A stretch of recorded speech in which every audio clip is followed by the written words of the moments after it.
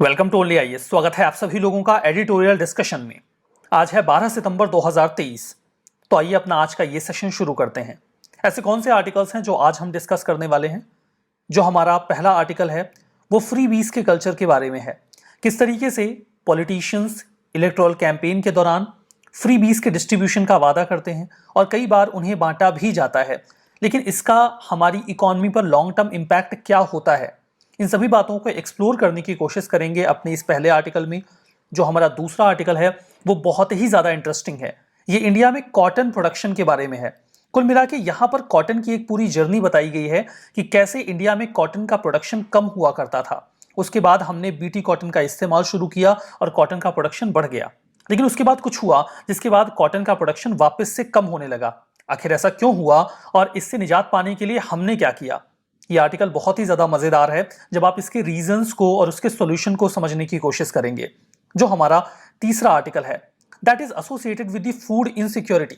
एक एस्टिमेट के according India की 1 बिलियन पॉपुलेशन के पास हेल्दी फूड अवेलेबल नहीं है, और अगर ये डेटा एग्जेजरेटेड हो और हम इसे 50% कर दें तब भी ये पॉपुलेशन 500 मिलियन की हो जाएगी। आखिर इसके पीछे क्या रीजंस रिस्पॉन्सिबल हैं? क्या हमें एक सेकंड ग्रीन रिवॉल्यूशन की जरूरत है? ऐसे कई सारे सवालों के जवाब मिलेंगे हमें हमारे इस तीसरे आर्टिकल में।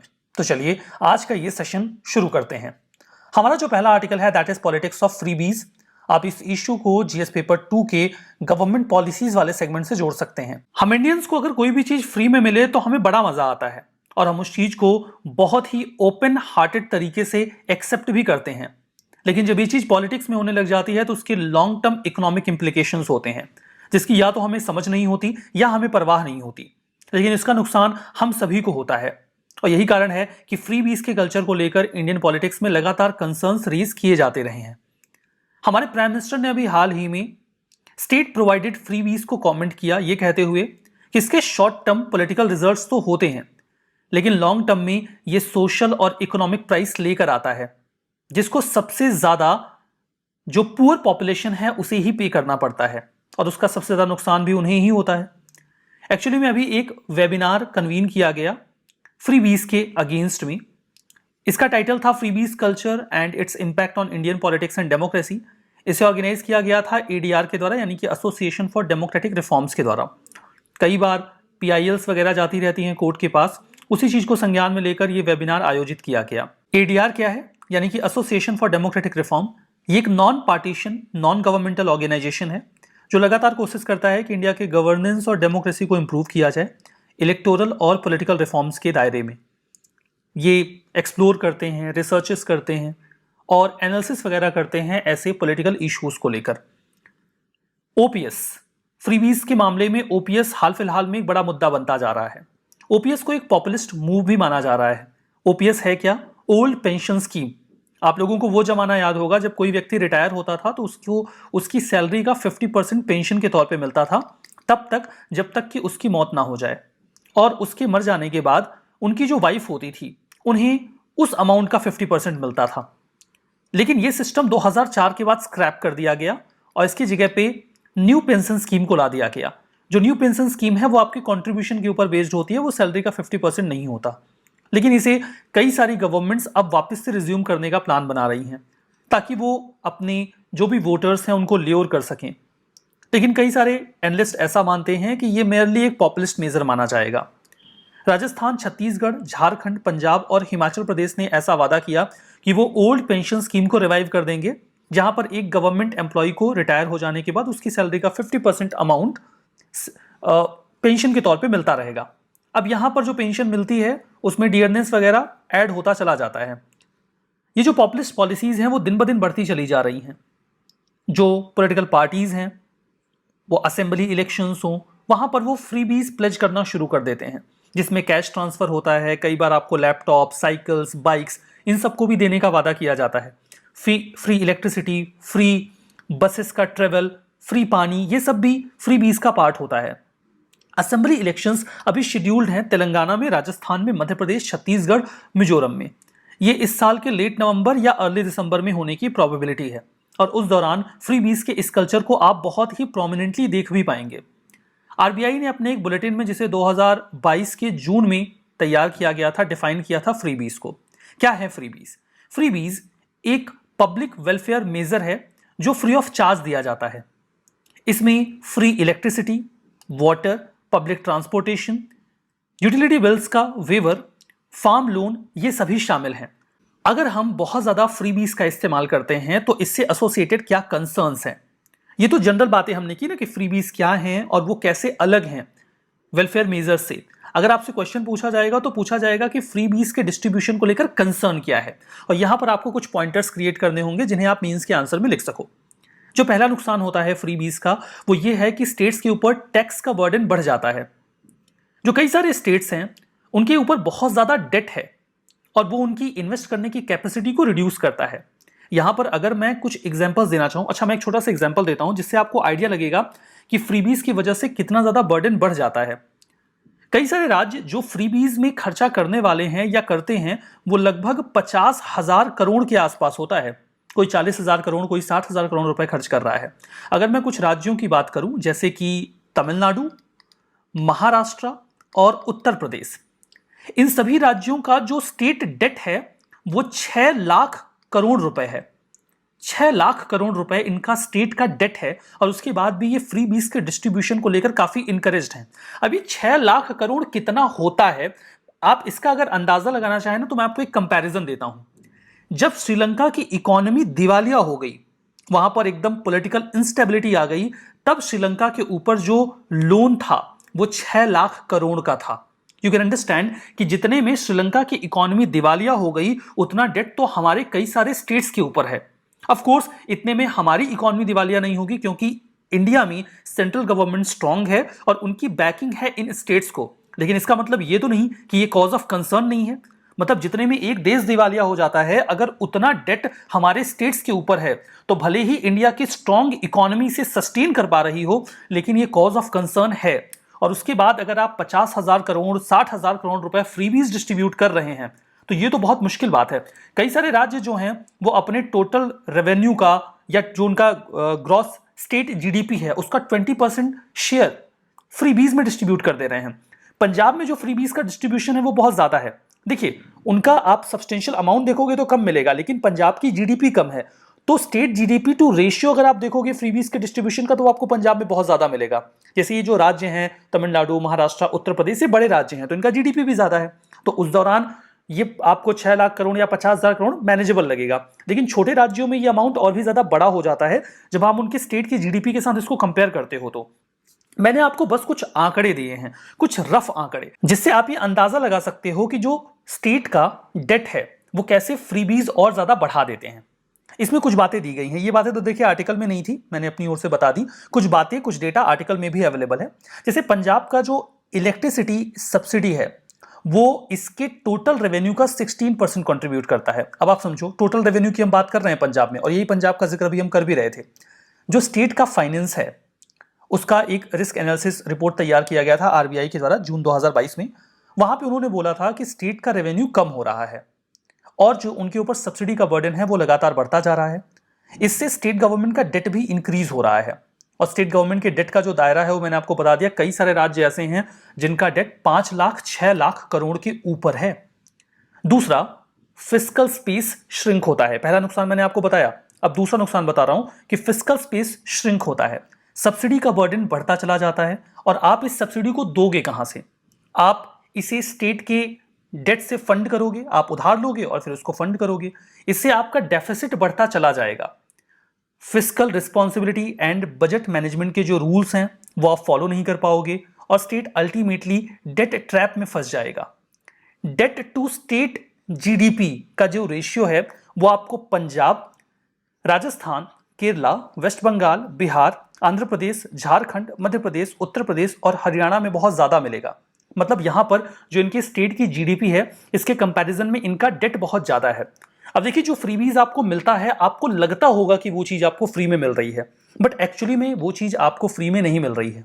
अब समझो, बचपन में हम सभी के यहाँ रिलेटिव्स आते थे, वो क्या करते थे, हमें पैसे देते थे ना, बड़ा मजा आता था और हम भी आधे मन से उस पैसे को नहीं नहीं करके ले लेते थे। लेकिन उसका कुछ फायदा होता था क्या? नहीं, क्योंकि रिलेटिव्स के जाने के बाद आपकी माता जी उस पैसे को वापस से आपसे ले लेती थी। तो आपको क्या फायदा मिला? आपने बेशर्मी से पैसे लिए और वो आपके हाथ से चले भी गए। एक्चुअली में फ्रीबीज में ऐसा ही होता है। आपको फ्रीबीज के फॉर्म में बहुत सारी चीजें फ्री में दी जाएंगी, लेकिन वो पैसा कहां से आएगा? वो अल्टीमेटली स्टेट के एक्सचेकर से आएगा। अब उसको लेने के लिए फिर वो इनडायरेक्ट टैक्सेस को बढ़ा देंगे, और जब इनडायरेक्ट टैक्सेस को बढ़ाया जाएगा तो वो पे कौन करेगा? वो आप ही पे करोगे ना।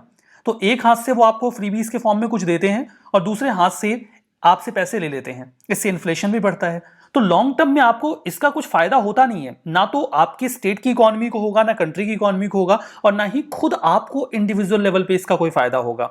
अगर आपको 500 रुपए या 1000 रुपए महीने के मिल रहे हैं फ्रीबीज के फॉर्म में, तो वो किसी न किसी फॉर्म में आपके हाथ से निकल भी जाएंगे, क्योंकि इन्फ्लेशन बढ़ जाएगा। तो ये तो दूसरा नुकसान होता है सीधा सीधा। तीसरा लॉस ये है कि इससे जो लेवल प्लेइंग फील्ड का प्रिंसिपल है वो वायलेट हो जाता है। फ्रीबीज के फॉर्म में जो पॉलिटिकल पार्टीज होती हैं वो अनड्यू एडवांटेज उठाने की कोशिश करती हैं और वो फेक प्रोमिसेस करते हैं। यहां पर जब मान लीजिए वो अपने प्रोमिसेस को फुलफिल भी करें, जैसे कई सारे फ्रीबीज के प्रोमिसेस तो वो पूरे भी नहीं कर पाते, कुछ वो पूरे भी कर ले जाते हैं। तो अगर वो कुछ पूरे भी करते हैं तो उसमें जो फ्रीबीज मिलते हैं वो कुछ सेक्शन ऑफ सोसाइटी को ही मिलते हैं, सभी को तो नहीं मिलते। जैसे वो बोलेंगे कि हम गर्ल्स स्टूडेंट को साइकिल दे देंगे, या फिर हम कॉलेज स्टूडेंट को लैपटॉप दे देंगे, टैबलेट्स दे देंगे, मोबाइल फोन्स दे देंगे, हाउसवाइफ्स को हम मिक्सर ग्राइंडर्स दे देंगे। अब ये जो भी मिलेगा ये कुछ ही लोगों को मिलेगा ना, तो कुछ लोग एडवांटेज में होंगे जबकि कुछ लोगों को कुछ भी नहीं मिलेगा। तो जो लेवल प्लेइंग फील्ड है वो वायलेट हो रहा है कि नहीं। चौथी बात कि ये कॉन्स्टिट्यूशनल प्रिंसिपल के अगेंस्ट में है। अगर आप प्रोमिसेस कर रहे हो जबकि स्टेट के पास पैसे की कमी है, तो आप फंडामेंटल राइट्स जो गारंटी किए गए हैं उनको वायलेट कर रहे हो। जो कॉन्स्टिट्यूशनल प्रिंसिपल्स हैं डीपीएसपी के, जहां पर आपके ऊपर जिम्मेदारी है कि आप वेलफेयर का काम करो, आप वेलफेयर के पैसे को डाइवर्ट कर रहे हो अपने इलेक्टोरल बेनिफिट्स के लिए, तो ये कॉन्स्टिट्यूशनल प्रिंसिपल्स का भी वायलेशन है। अगला पॉइंट है opportunity cost. State loan weavers offer कर देते हैं और ऐसा करते वक्त वो जो इंफ्रास्ट्रक्चर के ऊपर किया जाने वाला खर्च है उसको कट डाउन कर देते हैं। जैसे अगर उन्होंने लोन वेवर दे दिया तो फार्मर्स का लोन उन्होंने माफ कर दिया, लेकिन अब वो रोडवे बनाने के लिए पैसे खर्च नहीं करेंगे, स्किल डेवलपमेंट के लिए पैसे खर्च नहीं करेंगे। तो जो पैसा इंफ्रास्ट्रक्चर पे खर्च किया जाने वाला था वो कहीं और खर्च किया जा रहा है। Further environmental concern of course होता है। स्टेट्स को अगर आप देखो, फार्मर्स को अगर फ्री इलेक्ट्रिसिटी मिल रही है तो सीधी सी बात है वो ज्यादा पानी का इस्तेमाल करेंगे, ज्यादा इलेक्ट्रिसिटी का इस्तेमाल करेंगे। पंजाब और हरियाणा में ग्राउंड वाटर का जो एक्सट्रैक्शन है वो 161% और 134% रेस्पेक्टिवली रहा, और ये इंडिया के नेशनल एवरेज 61% से कहीं ज्यादा है। इसका कारण क्या है? कारण साफ है, उनको फ्री में बिजली मिली तो उन्होंने मनमाने तरीके से पानी का इस्तेमाल भी किया, बिजली का भी इस्तेमाल किया। तो इससे एनवायरमेंट को भी लॉस होता है अगर फ्री वीज को बढ़ावा दिया जाए, और अल्टीमेटली सोशल इंपैक्ट। बहुत सारे रिसोर्सेस मिल जाने के बावजूद आरबीआई ने अपनी स्टडी में यह पाया कि सोशल सेक्टर में जो स्पेंडिंग है राज्यों की वो कम हो रही है। क्यों? क्योंकि वो पैसे खर्च कर रहे हैं फ्री बीज में, वो सोशल सेक्टर में पैसे खर्च नहीं कर रहे, हेल्थ और एजुकेशन पे पैसे खर्च नहीं कर रहे। सब्सिडीज का शेयर दिन ब दिन बढ़ता चला जा रहा है। जहां 2019-20 में ये स्टेट के एक्सपेंडिचर का 7.8% था, वहीं 21-22 में बढ़कर 8.2% हो गया। पंजाब और छत्तीसगढ़ इस प्रकार की सब्सिडीज देने में टॉप पर हैं, क्योंकि यहां पर उनके एक्सपेंडिचर का 10% उनकी सब्सिडीज पर चला जाता है। तो इससे फ्रीबीज का जो नेगेटिव इंपैक्ट है वो हमने साफ साफ देख लिया। आइए कुछ और बातें एक्सप्लोर करते हैं। फ्रीबीज कल्चर को अगर हम कर्टेल करना चाहते हैं तो हमारे पास क्या चैलेंजेस हैं? पहला चैलेंज तो ये है कि इलेक्शन कमीशन ऑफ इंडिया के पास रेगुलेटरी पावर नहीं है। सुप्रीम कोर्ट ने भी पिछले साल भी इलेक्शन कमीशन से बोला कि भाई साहब आप देखो ना कि कैसे फ्रीबीज के कल्चर को रोका जा सकता है, पॉलिटिकल पार्टीज को कंट्रोल करने की जिम्मेदारी तो आपकी है। इलेक्शन कमीशन ने क्या कहा? इलेक्शन कमीशन ने कहा चाचा जी हमारी ये लोग नहीं सुनते हैं, हम चाहे जो भी कर लें, ये वादे करेंगे, ये बांटेंगे, और हमारे पास इन्हें पिनलाइज या रेगुलेट करने की अथॉरिटी भी नहीं है। तो इलेक्शन कमीशन ने तो साफ पल्ला झाड़ दिया। उन्होंने बोला कि हमारे बस का नहीं है कि हम इन लोगों को रोक पाएं कि लोग फ्रीबीज को डिस्ट्रीब्यूट ना करें। इलेक्शन कमीशन ऑफ इंडिया ये कहती है कि फ्रीबीज का जो डिस्ट्रीब्यूशन है वो इलेक्शन के पहले हो या फिर बाद हो, वो पार्टी के जुरिस्डिक्शन में आता है, वो हमारे जुरिस्डिक्शन में आता भी नहीं है, तो हम करेंगे क्या? दूसरी बात यह है कि जो पॉपुलिस्ट पॉलिसीज ये पार्टीज ऑप्ट करती हैं, इसका कोई फाइनेंशियल वायबिलिटी असेसमेंट भी किया नहीं जाता। कोई भी पॉलिटिकल पार्टी इस बात को क्लैरिफाई नहीं कर पाती कि आखिर अगर आप ये वादे कर रहे हो तो आप ये पैसा कहां से लाओगे, इसका क्लैरिफिकेशन नहीं मिलता। तीसरी बात यह है कि वोटर्स इन्फॉर्म नहीं है। आपको बोल दिया जाता है कि अगर हम पावर में आएंगे तो आपको ये चीज हम फ्री में दे देंगे। आपको ये नहीं समझ में आता कि आखिर इसके लिए पैसा कहां से आएगा। अल्टीमेटली तो ये पैसे आपसे ही लिए जाएंगे ना, इनडायरेक्ट टैक्सेस बढ़ा दिए जाएंगे और फिर आप देते फिरोगे, आपको समझ में भी नहीं आएगा। ओवरऑल जो आपके स्टेट और नेशनल इकोनॉमी के ऊपर बर्डन पड़ेगा, आप उसे भी इवैल्यूएट नहीं करते हो। कुछ कंट्रीज हैं जैसे यूएस वगैरह, वहां पे अगर कोई फ्रीबीज का वादा करता भी है तो लोग बहुत सीरियसली नहीं लेते, क्योंकि उनको पता है कि अल्टीमेटली उन्हें ही नुकसान होने वाला है। नाउ सुप्रीम कोर्ट का फ्रीबीज के ऊपर क्या रिस्पॉन्स रहा? सुप्रीम कोर्ट की एक बेंच ने हाल ही में एक जजमेंट देते हुए यह प्रपोज किया कि हमें एक एपेक्स बॉडी को कॉन्स्टिट्यूट करना चाहिए जो फ्रीबीज और पोल प्रोमिसेस को एड्रेस करे। इसमें उन्होंने कहा कि आप कई सारे स्टेक होल्डर्स को इकट्ठा कर लो ना, जैसे कि NITI Aayog, law commission, finance commission, reserve bank of India, ruling party और अपोजिशन पार्टीज के मेंबर्स को ले लो, एक बना लो, आप कॉन्स्टिट्यूट कर लो एक एपेक्स बॉडी। वो ये देखे कि आप कौन से वादे कर सकते हो और आपने वादे किए तो पूरे किए कि नहीं। इसी रेफरेंस में हम देखते हैं तो कोर्ट ने अपने खुद के जजमेंट को यहां पर रिवर्स किया है। कभी तो कोर्ट को खुद लगता था अरे कोई दिक्कत नहीं है, फ्रीबीज बांट रहे हैं तो बांटने दो, जैसे कि 2013 में एक जजमेंट आया था S Subramaniam Balaji versus Tamil Nadu judgement. 2013 के इस जजमेंट में सुप्रीम कोर्ट ने क्या कहा था? उन्होंने बोला कि इलेक्शन मैनिफेस्टोज में जो भी प्रोमिसेस किए जाते हैं ये करप्ट प्रैक्टिसेस नहीं हैं रिप्रेजेंटेशन ऑफ पीपल एक्ट के सेक्शन 123 के तहत। लेकिन अब इनको भी लग रहा है कि ज्यादा हो रहा है। इन्होंने कहा ठीक है भाई, हमने एक बार बोल दिया था करप्ट प्रैक्टिस नहीं है, लेकिन अब आप ज्यादा कर रहे हो, तो सुप्रीम कोर्ट को भी बोलना पड़ गया। क्या करें अब? चलो जो है सो है। हमने देख लिया कि इलेक्शन कमीशन का क्या स्टैंड है, सुप्रीम कोर्ट का क्या स्टैंड है और क्या नुकसान है फ्रीबीज के कल्चर के। ये 3 डायमेंशंस तो आपने देखे, एडिशनली हमने फंडामेंटल्स देखे। Now what to do next, अब क्या करें? आपसे पूछा जाए सोल्यूशन बताओ। सबसे पहली बात तो ये रिस्पॉन्सिबिलिटी वोटर्स की है कि वो देखें, विजिलेंट रहें, इंक्वायर करें कि क्या फाइनेंशियल इंप्लीकेशंस हो सकते हैं इन पॉपुलिस्ट पॉलिसीज के। इसके अलावा हमें इलेक्शन कमीशन ऑफ इंडिया को थोड़ा और एम्पावर करना होगा, उन्हें और अथॉरिटी ग्रांट करनी होगी, स्टैच्यूटरी प्रोविजंस उनके पास होने चाहिए कि वो ये देख सकें कि अगर आप प्रॉमिस कर रहे हो तो पैसा कहां से लाओगे, आप ये बताओ, और अगर आप ये नहीं बता सकते कि आप पैसा कहां से लाओगे तो आप प्रॉमिस नहीं करोगे। एक और ऑप्शन हो सकता है, ये सॉल्यूशन बड़ा ही बढ़िया सा है, आप देखोगे तो आपको अच्छा भी लगेगा, and that is model manifesto. जैसे अभी इलेक्शन में किसी भी पार्टी के द्वारा जो मैनिफेस्टो बनाया जाता है वो उनकी विल पे डिपेंडेंट है, वो जो मर्जी आती है लिख देते हैं। इलेक्शन कमीशन ऑफ इंडिया एक मॉडल मैनिफेस्टो बना सकती है कि नहीं? मतलब आप जो इलेक्टोरल मैनिफेस्टो बनाओगे उसमें आप इसी के आसपास वादे कर सकते हो, आप इन चीजों के वादे नहीं कर सकते, आप इन चीजों के वादे कर सकते हो। ये बात इस मॉडल मैनिफेस्टो में बताई जा सकती है, और फिर देखा जाए कि पॉलिटिकल पार्टीज इस मॉडल मैनिफेस्टो को फॉलो कर रही हैं या फिर नहीं कर रही हैं। तो ये एक बढ़िया ऑप्शन होगा, मतलब ऑप्शन तो मुझे भी काफी सही लगा ना। सोशल सेक्टर बजटरी एलोकेशन को आप थोड़ा फिक्स कर दो, जैसे कि प्रायोरिटाइज किया जाए हायर रिसोर्स एलोकेशन को वेलफेयर स्कीम्स में। इंडिया की हेल्थ और एजुकेशन पे जो स्पेंडिंग है वो 4.7% है, और आप ये देखो ना तो ये कई सारी डेवलपिंग कंट्रीज के कंपैरिजन में भी बहुत कम है। सब सहारन अफ्रीका में भी जो देश हैं वो अपनी स्पेंडिंग का 7% तक हेल्थ और एजुकेशन में खर्च कर देते हैं, और इंडिया जैसा देश अभी भी 4.7% खर्च कर रहा है। तो फिर सोचने वाली बात तो है ना। फ्रीबीज और वेलफेयर मेजर्स के बीच में एक प्रॉपर डिस्टिंक्शन होना चाहिए। प्रॉपर डिस्टिंक्शन का मतलब ये है कि आप ornaments, television sets, consumer electronics free of cost दे रहे हो, ये गलत है ना। आप रियल वेलफेयरिस्ट ऑफर करो, जैसे कि आप हेल्थ और एजुकेशन के सर्विसेज ऑफर करो, उससे ज़्यादा फायदा होगा। फाइनेंस कमीशन का एक रोल हो सकता है। फाइनेंस कमीशन जब भी अलोकेशन करता है फाइनेंसेस का किसी स्टेट के लिए, तो ये देखे कि उस स्टेट का डेट बर्डन कितना है और उसने कितनी फाइनेंशियल वायबिलिटी को फॉलो किया है। अगर आप मनमाने तरीके से खर्चा करोगे तो फाइनेंस कमीशन आपको ज़्यादा पैसा नहीं देगा। ये अगर आपको पता है तो आपको संभल के खर्चा करना होगा। हम एक कमेटी भी बना सकते हैं, ये कमेटी कॉन्स्टिट्यूशनल बॉडीज को कंप्राइज करे, जैसे कि लॉ कमीशन, और ये प्रपोजल दे कि हम इस मुद्दे को कैसे डील करें। और सबसे लास्ट में हमें वेलफेयर स्कीम्स के ऊपर किए जाने वाले खर्चे की लिमिट को फिक्स कर देना चाहिए।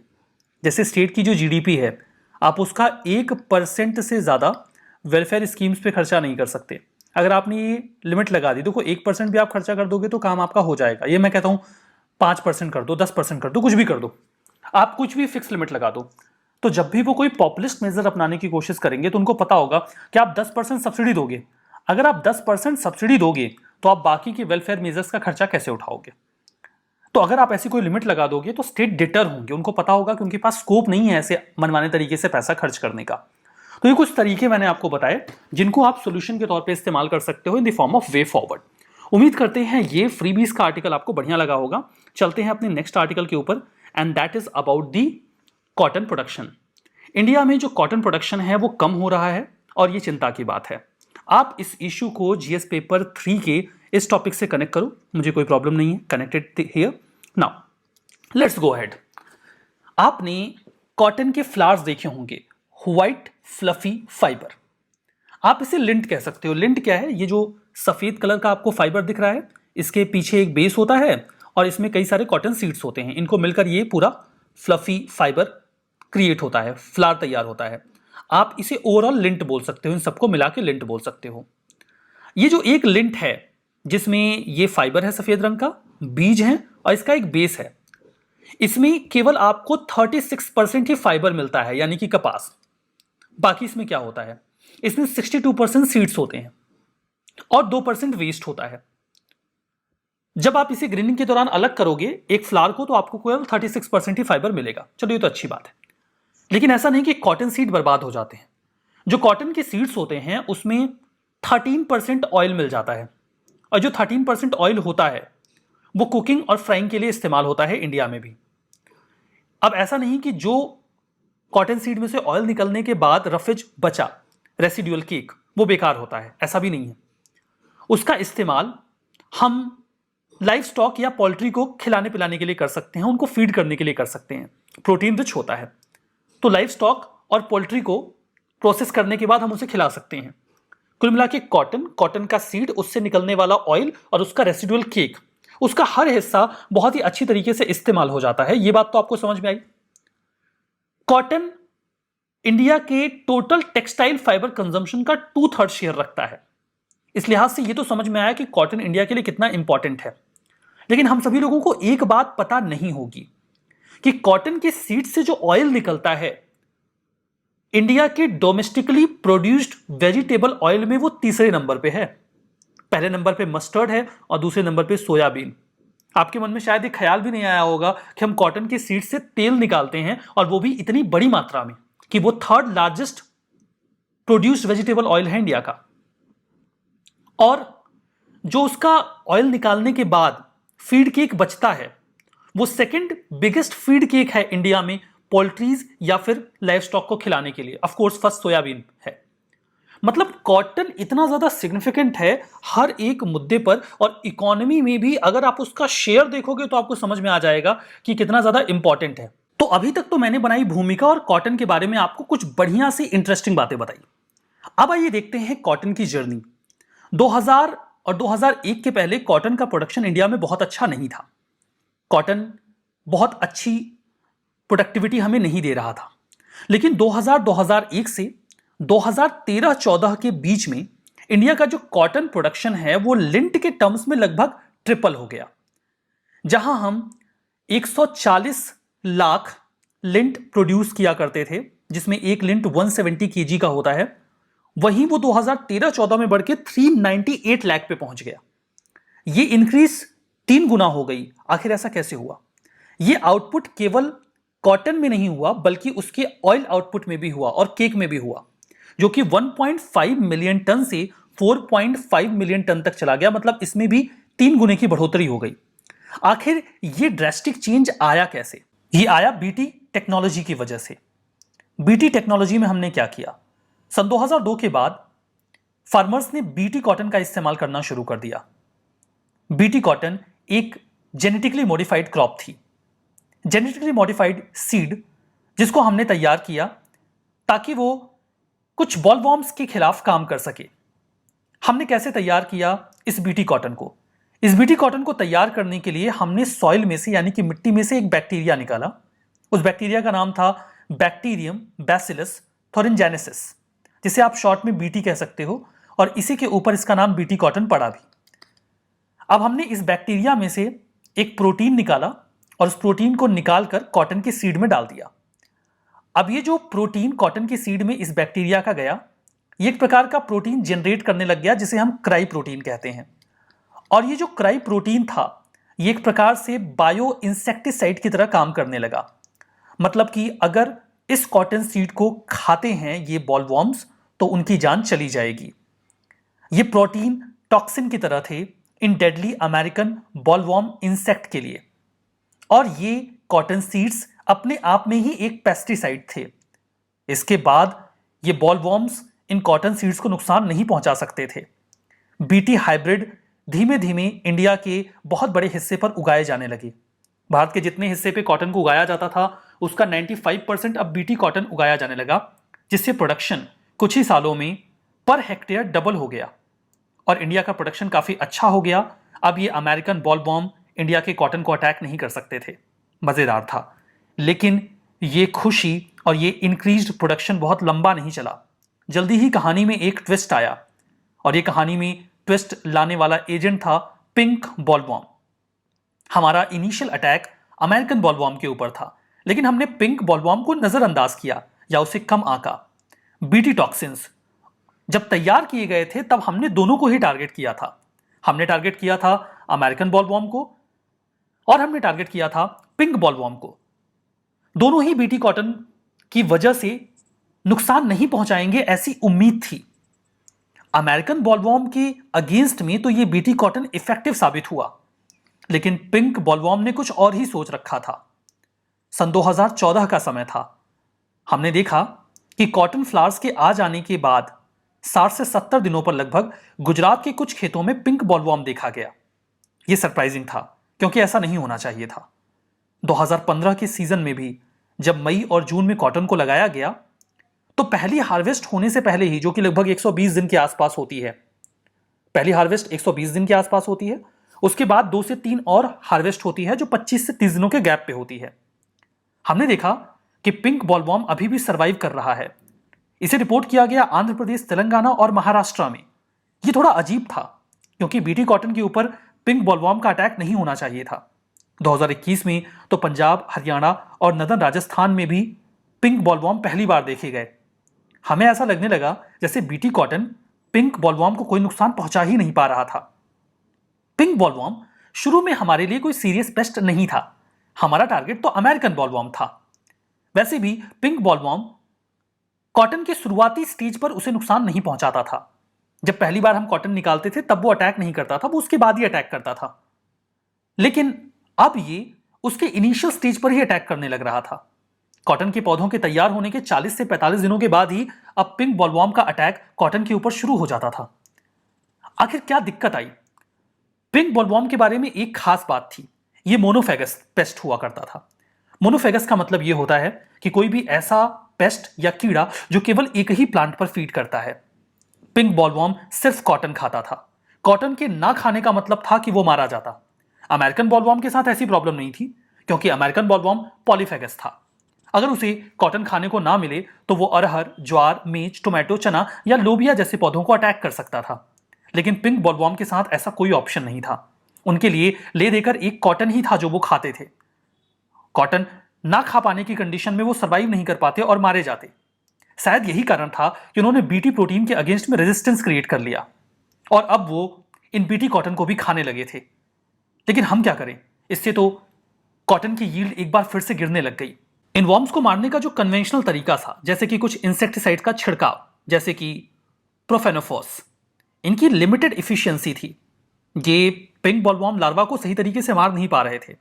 हमारे पास एक दूसरा ऑप्शन था, mating disruption. What was this mating disruption?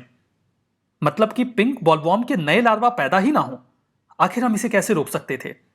इसके लिए हमने गॉसिप्योर का इस्तेमाल किया। गॉसिप्योर एक प्रकार का फेरोमोन है। फेरोमोन एक प्रकार का सिग्नलिंग केमिकल है। ये एक ऐसा केमिकल है जो फीमेल पिंक बॉलवॉर्म सीक्रेट करती हैं और इसी की खुशबू से मेल एडल्ट्स उनकी ओर अट्रैक्ट होकर आते हैं, जिसके बाद मीटिंग के बाद वो लार्वा पैदा करते हैं।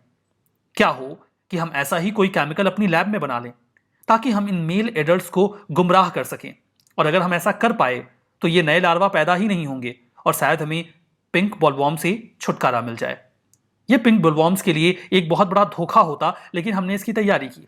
हमने इन फेरोमोन्स को आर्टिफिशियली लैब में तैयार किया और इन्हें कुछ पाइप्स में भरकर पिंक बॉलवॉर्म्स को ल्योर करने की तैयारी शुरू कर ली।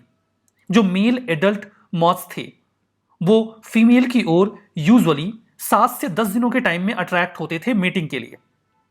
Central insecticide board and registration committee ने इन पिंक बॉलवॉर्म के अगेंस्ट में एक साजिश रची। उन्होंने पीबीके नॉट और एसपीएलेट नाम के एंटी मेटिंग एजेंट्स को तैयार किया। पीवीके नॉट।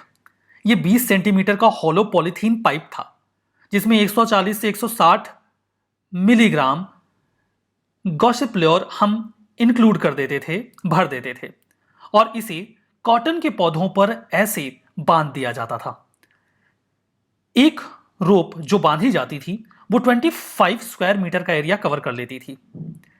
अब जो खुशबू फीमेल पिंक बॉलवॉर्म जनरेट करती थी वो इन पाइप से आ रही होती थी। ये अट्रैक्ट करते थे मेल पिंक बॉलवॉर्म को, और जब वो यहां आते थे तो उनके साथ एक बहुत बड़ा धोखा होता था। यहां पर कोई फीमेल नहीं होती थी, यहां पर सिर्फ एक लटकती हुई पाइप होती थी। ये वैसे तो इन बॉलवॉर्म्स के खिलाफ एक बहुत बड़ी साजिश थी और एक बहुत बड़ा धोखा था, लेकिन क्या हमें इससे फायदा हुआ?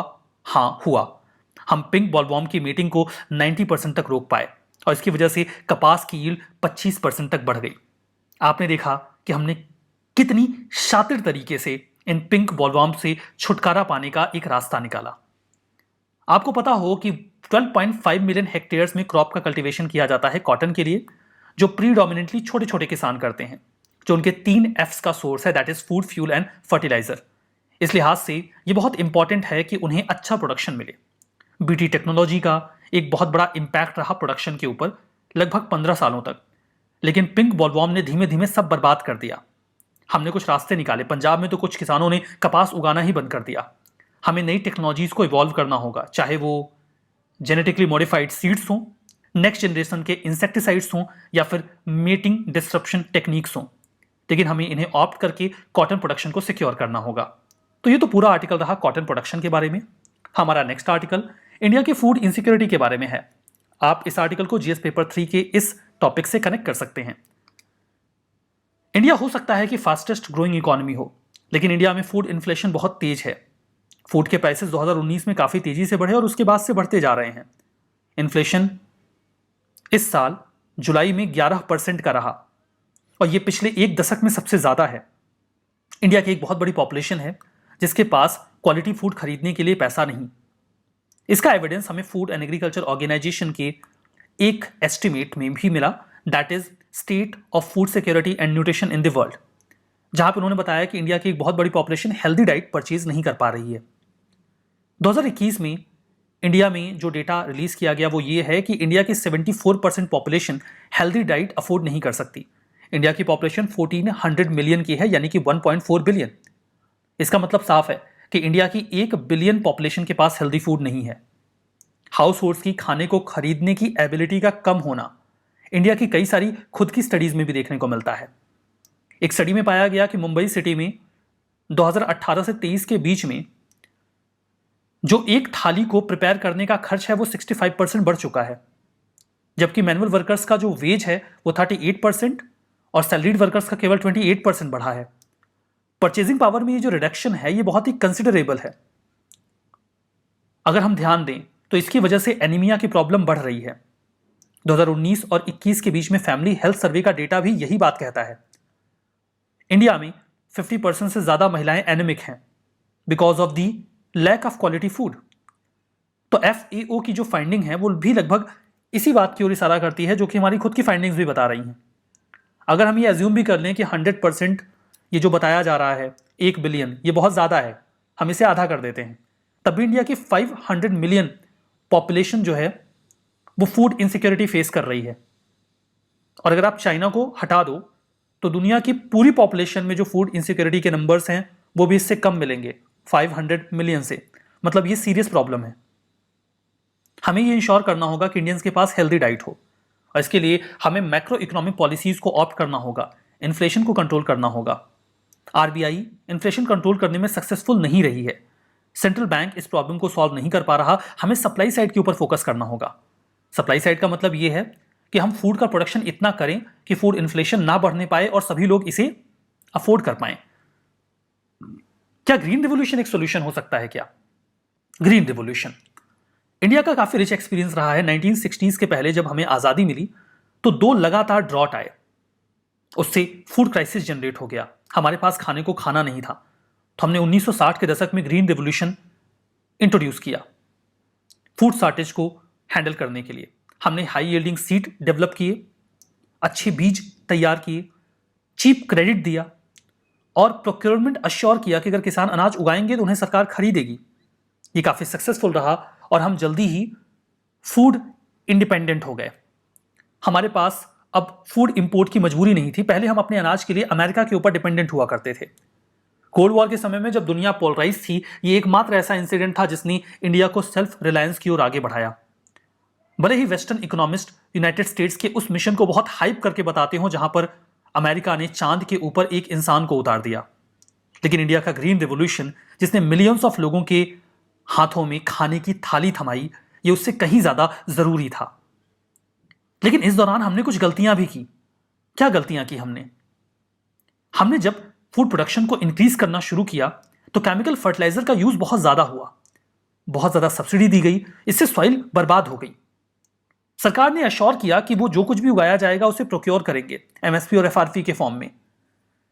इससे किसान प्रोडक्टिविटी पर कॉन्सेंट्रेट नहीं कर पाए, उन्होंने केवल प्रोडक्शन पर फोकस किया। हमने केवल सीरियल ग्रेन्स के ऊपर फोकस किया, गेहूं, चावल और मोटा अनाज। पल्सेस को नजरअंदाज किया गया जो प्रोटीन का एक बहुत बड़ा सोर्स है इंडियंस के लिए। लेकिन जो हो गया सो हो गया। अब ग्रीन रेवोल्यूशन में जो हो गया उसके लिए रोना लेकर बैठने से अच्छा है कि हम ये देखें कि और हम क्या कर सकते हैं।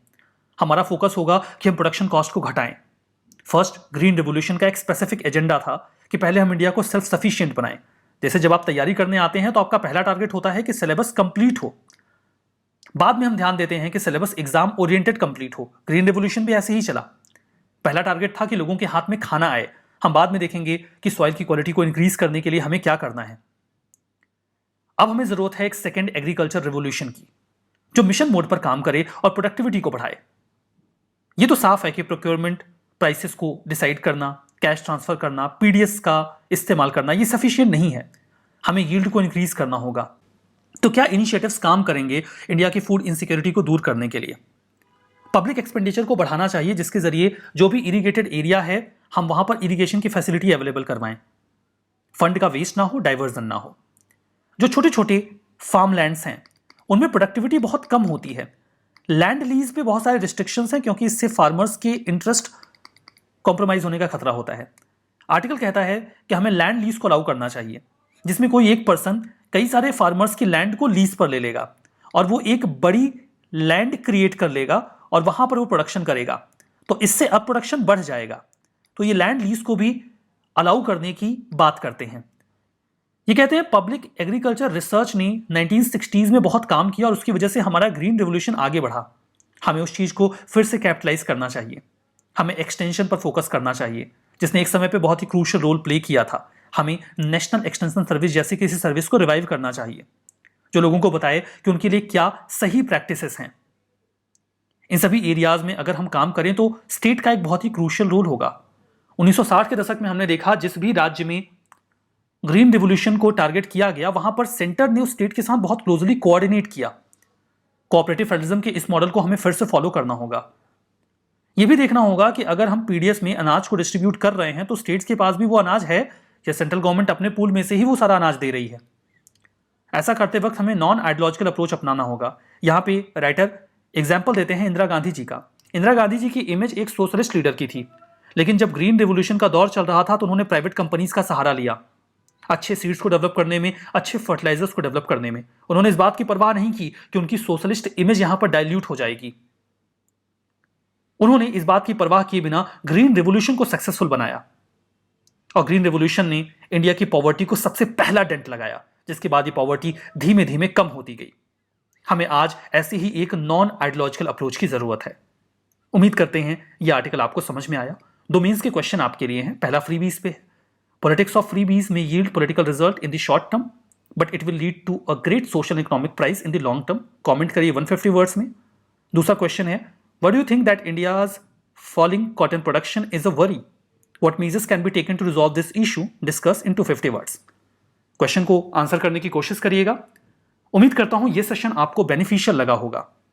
तो आज का यह सेशन बस यहीं पर खत्म होता है। मिलेंगे आपसे नेक्स्ट सेशन में। तब तक के लिए बहुत बहुत धन्यवाद।